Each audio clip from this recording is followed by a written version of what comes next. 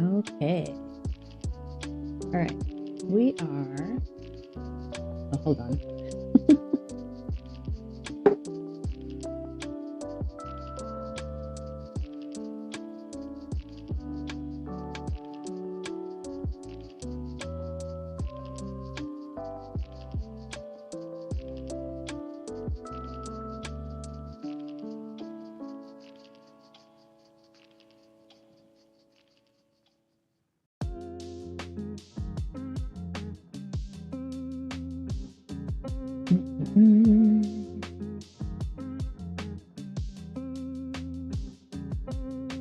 All right.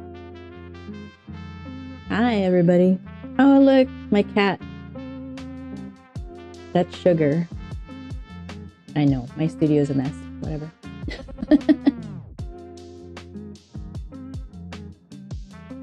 Sugar. I have another one. She's a silver Persian, Melania. She's gorgeous. But she likes to stay in the living room, kitchen. And then Sugar likes to be with whoever's at home. And just hangs out. Okay, anyway. So, I'm choosing this guy. I'm just settling to choose this one. And we're doing it on Arch 9 by 12. Okay, so we're going to transfer this template to hot press in a minute here, in a sec. Let me get situated. Where is my... Oh, there's my coffee from yesterday. I was like, did I finish my coffee? No, apparently not. Just make sure I put that in the kitchen. I have my tea. Oh, here we go.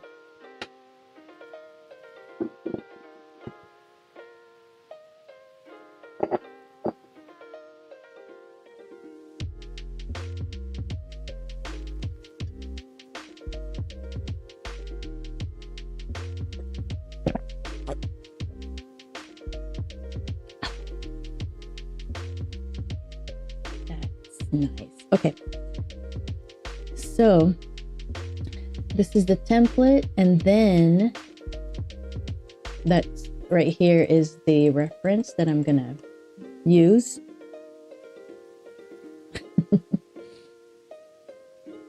As a guide. But first we need to transfer this to the paper.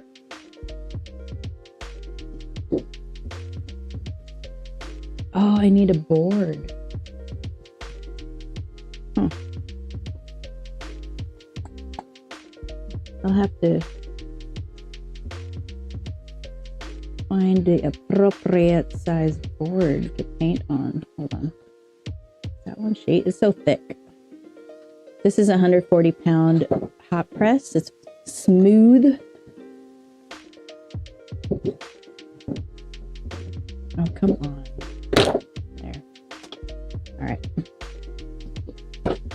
I already made it dirty. Whatever.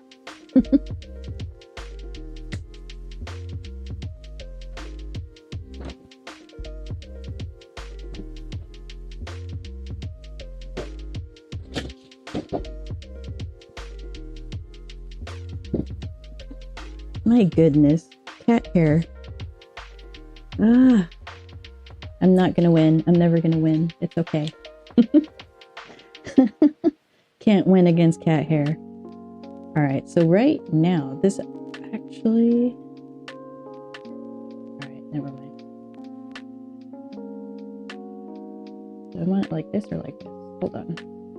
So tape this down to your... This pad is very inexpensive on Amazon. They are called light pads. They're under $20, I'm sure. And I actually like the small size because you can always, like, for example,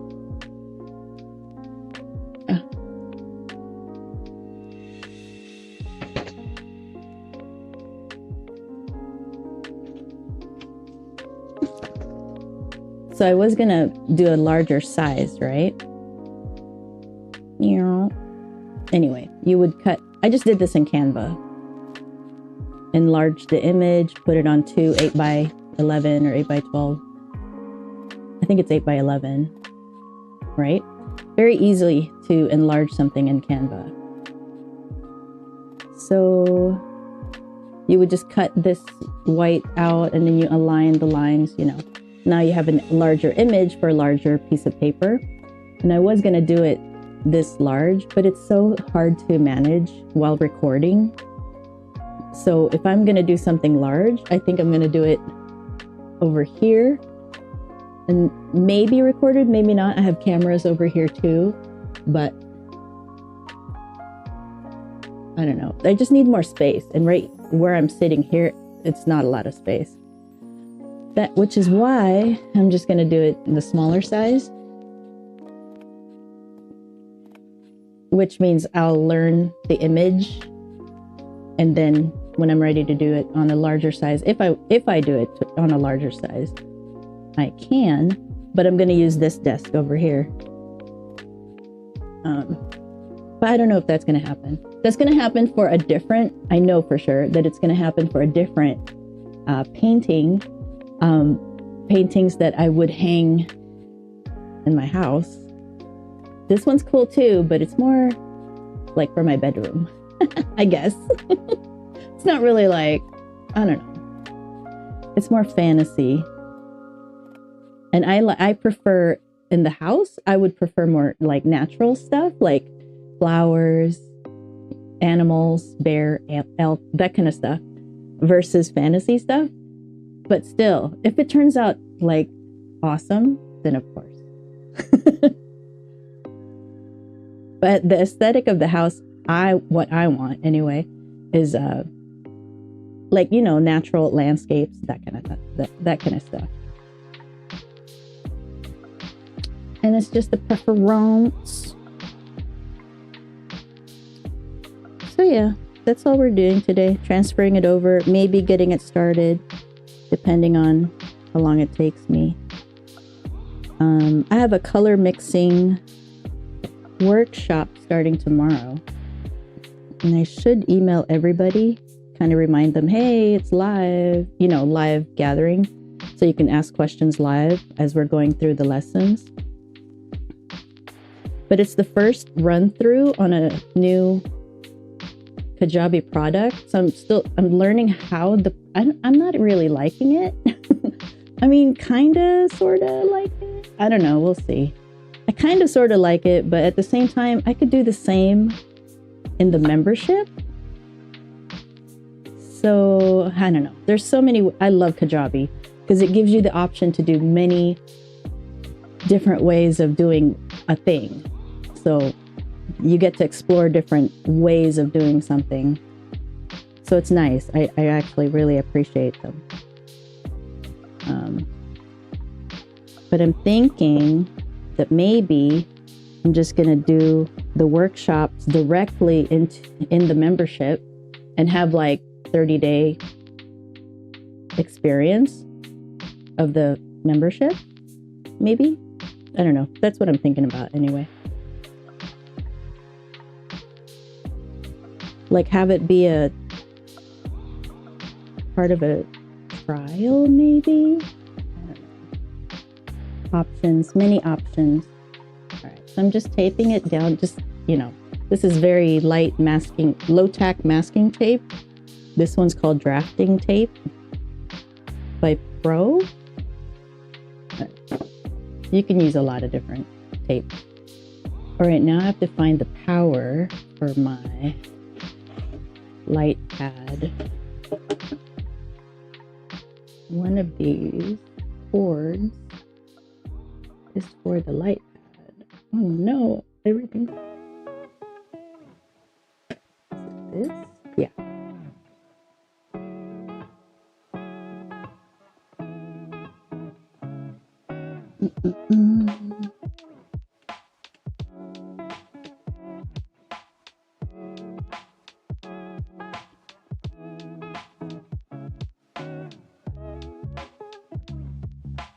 Okay. part of the tail and part of the hoof actually got cut off in the printing. So we'll have to add that manually. I don't know how to... I don't know.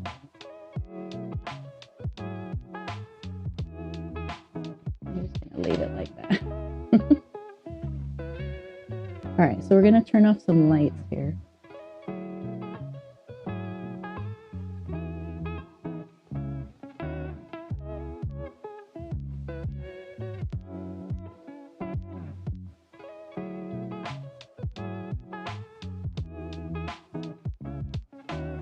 There we go. See how nice and clear that comes through? That's so cool. All right.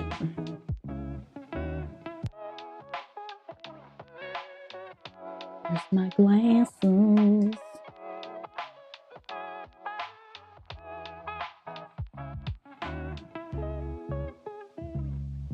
That's good enough, I think.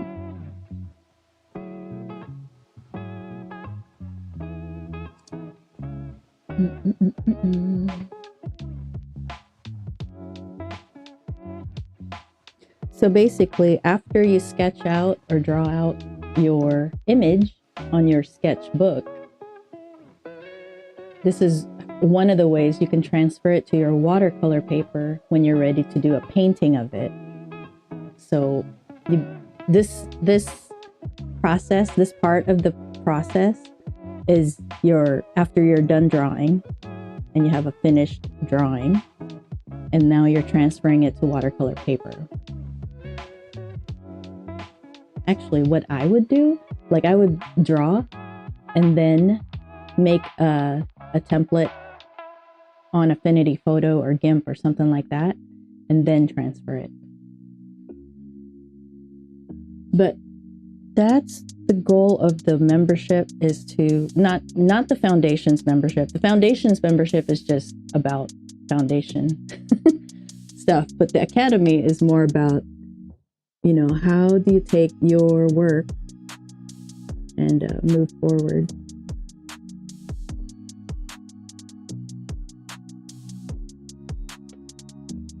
And that one is actually about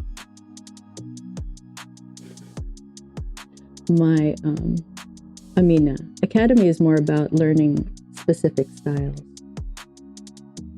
We're starting with hyper realistic.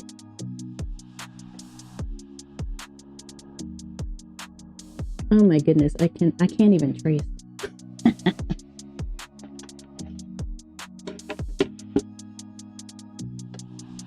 Well, you don't, okay, when you're tracing, you're not actually, or, you know, when you're transferring, you're not necessarily recreating the drawing. What you're doing is you're creating lines that tell you where the changes in color or changes in value are. So when you go from light to dark, that's the line you need to draw to let you know, okay, here's the edge of this color, or, you know, and that's what you're doing. You're not actually putting another drawing on watercolor paper. You're creating guidelines.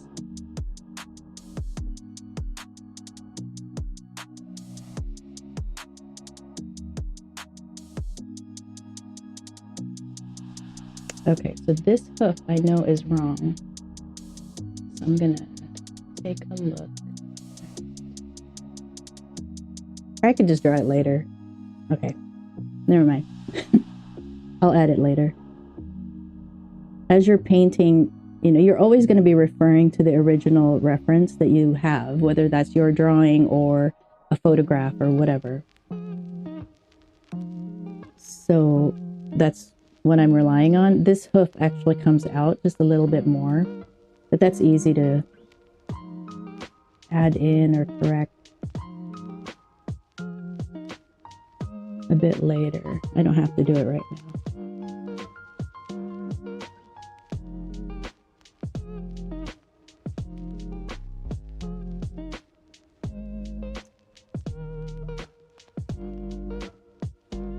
So you're doing this lightly with your pencil. I'm using a mechanical pencil.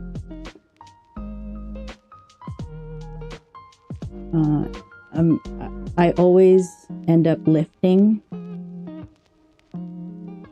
more after I do this. And there's nothing wrong actually with having pencil marks in your watercolor painting. It's not, I mean, it's up to you, of course. You're the person in charge of that artwork.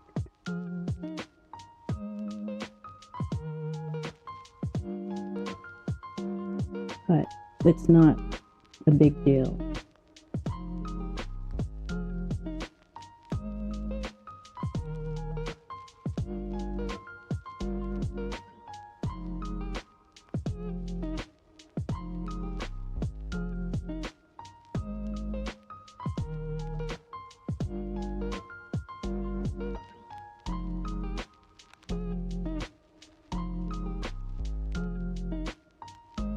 Ooh, hard to see the details right here. Yeah, this will be difficult because the details, I wouldn't be able to do like super detailed.